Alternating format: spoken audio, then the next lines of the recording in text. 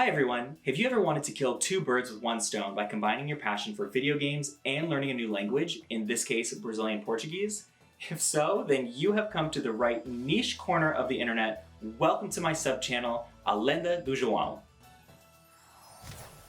Today we're going to be taking a look at the Reignited Trilogy, which is available for the Nintendo Switch, PlayStation 4, Xbox One, Microsoft Windows, and Steam in 14 languages, including Brazilian Portuguese. Oi, por onde fica a praia? Now, to preface, unlike other video games, you don't have the ability to toggle what language you want the audio, subtitles, and text in. It's all set to the one language you set your system to. And it's gonna be daunting at first, but hey, that's immersion, and it's one of the fastest ways to learn. I do recommend that before diving into full immersion with this game, you have the indicative and the subjunctive under your belt, because this game does use every form of conjugation, and there's a moderate amount of text and dialogue, and for that reason, I would rate it as intermediate. I want you to still be able to enjoy the game without constantly having to stop and translate. That sort of ruins the flow, it ruins the purpose of the fun. E só isso, gente, vamos lá! Spyro the Dragon is by far the easiest of the trilogy, and I would rate it as basic.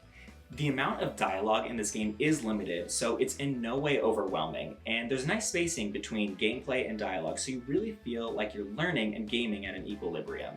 Every time you release a dragon from its petrification, a dialogue will ensue, and then you can rewatch that cutscene as many times as you'd like, and that's a great way to hone in on key vocabulary that you don't know, or to kind of push yourself and practice listening without reading the subtitles. It's said that it takes the brain 7 times seeing a new word before completely registering it, and one of the great features of this game and the series in general is that there are certain keywords that are used quite frequently, so that will really help solidify them in your brain. To give you an example of some vocabulary in this game that you'll want to know right off the bat to make your transition easier into the game are the following. Soltar-se, to be released or to be let go. Planar e Planeio, to glide or the glide. Investir, Investida e Super Investida, meaning to charge, the charge, or more often not the supercharge. Queimar To Burn, Chifres Horns, Chamas Flames, Libélula Dragonfly. Remember that it's very common in Portuguese to allow the verb to give you the implicit context of the subject of the sentence without using pronouns. So to give an example for that. Veja só como roubaram nosso tesouro e agora o usam contra nós. Roubaram nosso tesouro. Right, so roubaram tells us that there's a general they that's being spoken about without using eles or elas. And so this game really actually helps you wean off of the crutch of needing to rely on a pronoun. Alright, moving on to the second game of the trilogy, Spyro Ripto's Rage. Dragão? Trouxeram dragão para avalar. Eu odeio dragões! Yeah! Now this game is definitely more advanced than the first game, its predecessor. It has a lot more vocabulary, a lot more dialogue, it has a lot more characters and mini storylines to follow. And unfortunately, unlike the predecessor, you cannot repeat dialogue over and over for the most part. And if that text surpasses the text box, you aren't able to scroll back up. So this game really pushes you to stay in the moment, present and focused to what the character is saying, and not get so hung up on if you don't know one word here, one word there, but to follow through with the context. And that's really useful for conversational skills. Something else that's great about this game is that all major cutscenes will re-trigger before entering the battle, so you can always play them that way as you're going through the game. And at the end of the game, you're able to unlock theater mode, in which you can watch all the cutscenes as many times as you like, which is wonderful. To get you started with some key vocabulary that you'll want to know as a jumping pad for this game are the following. Joias Jewels. Atravessar, to pass through. Cuspir To Spit. Soprar To Blow. Orbe Orb. Gratidão Gratitude. Talismã Talisman. Acertar To Hit. Derrubar To Drop. Another fun little insider tip, there is one level in this game that's really cool. It's called Chamas Flames, roughly translating to Singed, in which you're introduced to the characters Hansel and Gretel, Gretel being the younger of the two siblings, and she replaces her R's with L's, as you can see here. Olá, Spyro! Meu irmão Randall e eu fomos enviados aqui para explodir o castelo, mas Randall foi capturado pelos soldados e eu estou presa aqui. And that's actually really common for children who are first learning Portuguese for the first time. The R sound, for whatever reason, is actually pretty difficult for them to pronounce, so they'll often replace it with L's. And last but not least, the third of the trilogy, Spyro Year of the Dragon.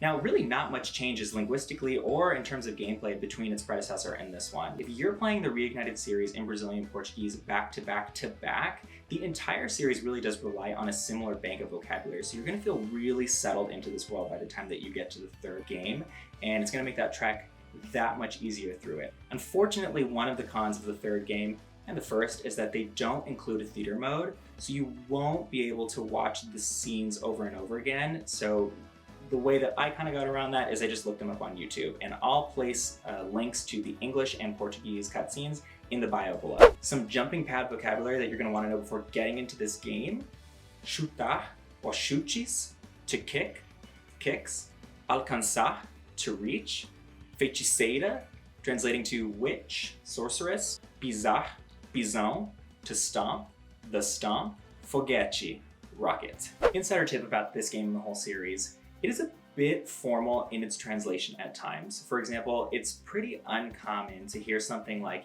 impedilos used orally. It's a little bit more common in writing, but it is used pretty often in this game.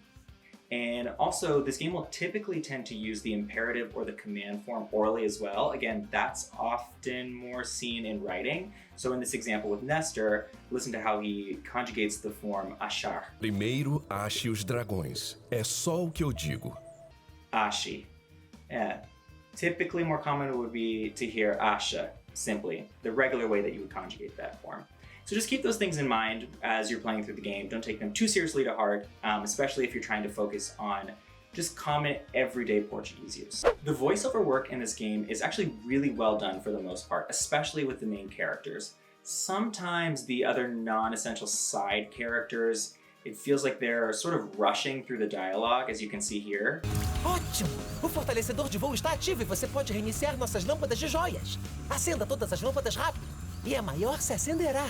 And it kind of misses that romantic, passionate, mellifluous, you know, there's a lot of fluxation usually that you hear in Portuguese. It's sort of just like it's speeding through. So just something to keep in mind when you're listening for pronunciation. And to speak a little bit on dialects, so many of the characters in Reignited, including Spyro, have a Carioca dialect, which originates from Rio de Janeiro.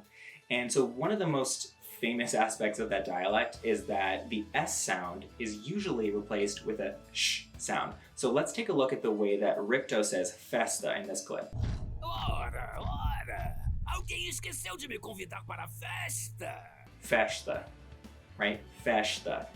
And so that's something to be aware of, especially if you're trying to learn the Carioca accent, then great, keep it in mind. If not, it's definitely something to be aware of and to make sure that you understand, because it's pretty common to hear, especially in movies, video games. It's a popular accent, dialect. And with all that said, go glide into your adventure. Let me know in the comments below if you have any game recommendations for me to play in Brazilian Portuguese, and let me know if you played Spyro Reignited in Brazilian Portuguese and how you felt about it, what you learned. I'd love to create a community and a dialogue. Be sure to like, subscribe, and comment for more content. And again, for all things gay, gaming, and Brazilian, stay tuned.